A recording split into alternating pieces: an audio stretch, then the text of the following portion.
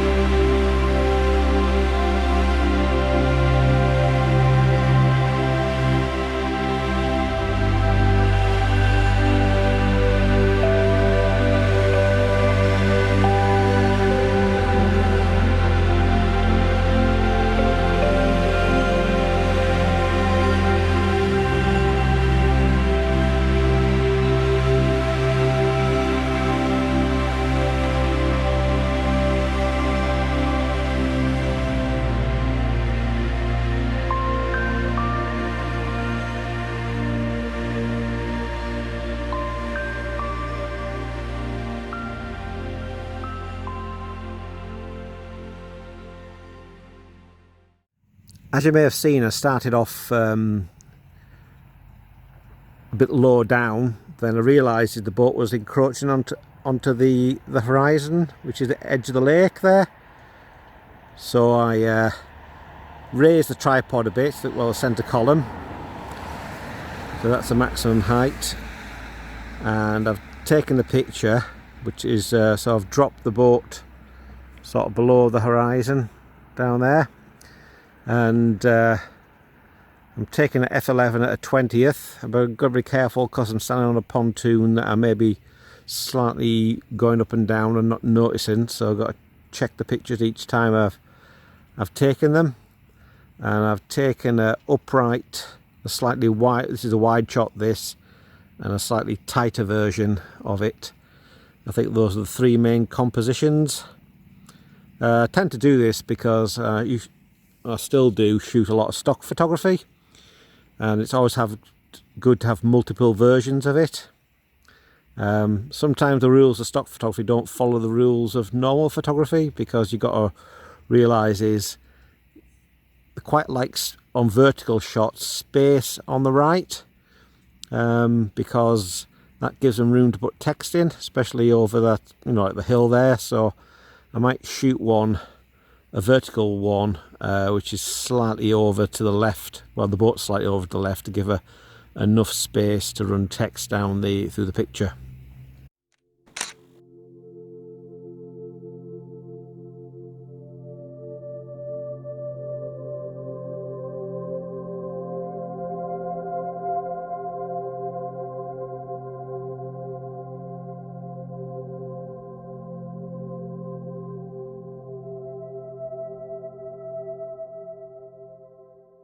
I've taken this one at a 50th of a second and bumped the ISO to 200 because it's done a lot of movement.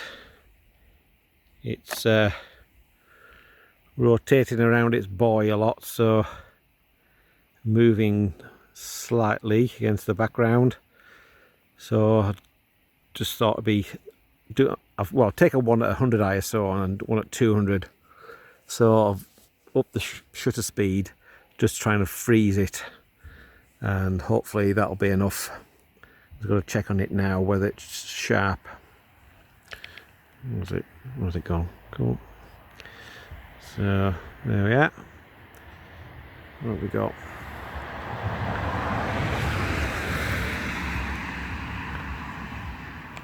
Well, that seems sort of sharp to me, and I can't see because I've got my glasses on.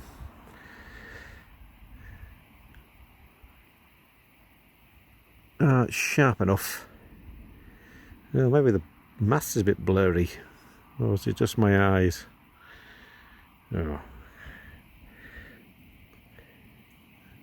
Well, we'll see how it goes.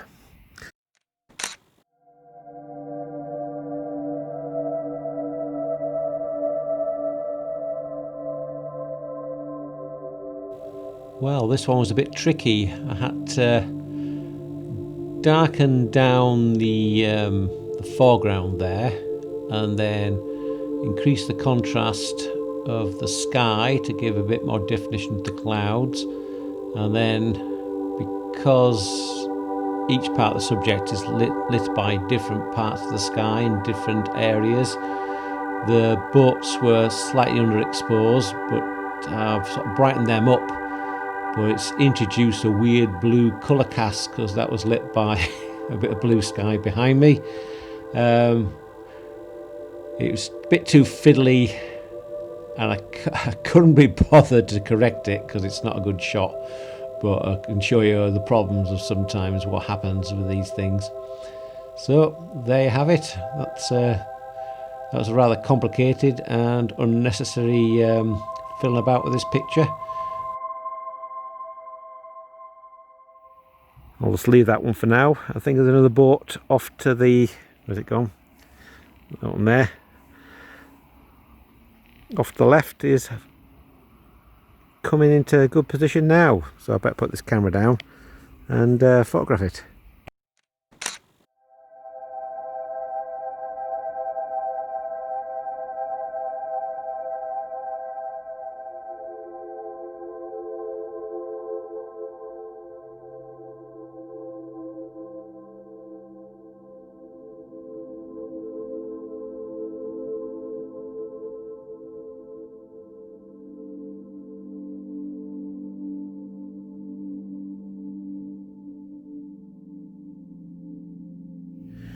Right, let's have a look down here, see what I can photograph.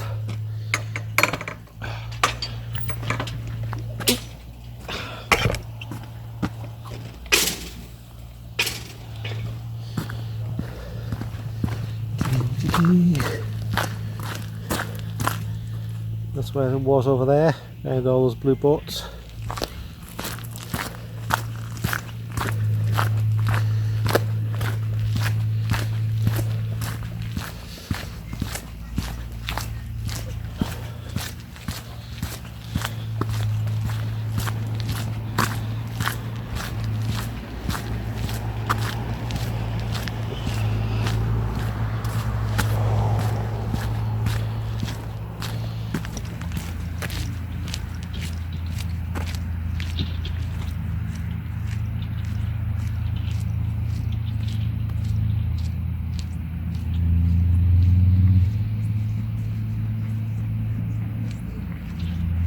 Well, this is a nice composition, but unfortunately the light's wrong for it. I just can't separate those branches from the background. So I think if it was a bit bright on that fell behind, you know, I could go right the way back and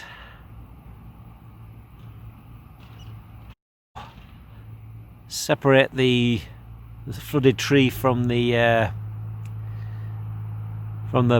background and the sky. It could be quite nice. I might try that maybe later. Maybe if the light gets a bit flatter, it might be a bit better. Well, you see those two trees there. I'll try and make some sort of composition out of them. That's why I'm going to have to get a bit further back to drop that silver birch tree below the horizon, and maybe give a little bit of space to the mountain at the top. So if I move further back, the tree recedes. See, it's getting smaller in relation to the mountain and smaller. I think that's about it. I think the right sort of level.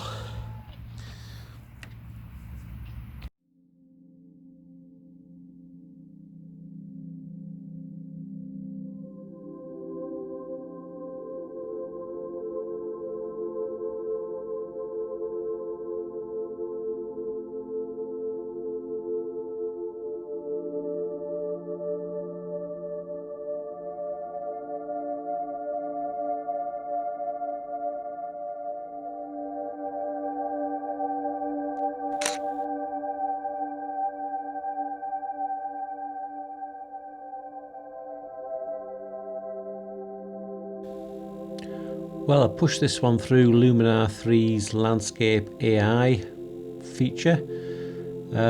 Did a good job, but the tree wasn't quite bright enough. Well, the white of the silver birch wasn't quite bright enough, so I didn't really know how to do that in Luminar, so I pushed it into Photoshop and used a luminosity mask to brighten up that tree to make it stand out from the background, make it glow or shine or whatever you're going to call, or reflect because it's silver. And it was alright. It sort of made a pleasant image out of what would be quite a boring shot.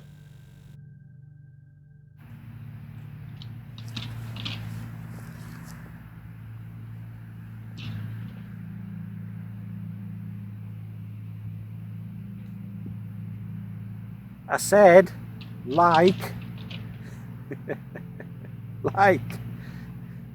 subscribe, ring the notification bell down there.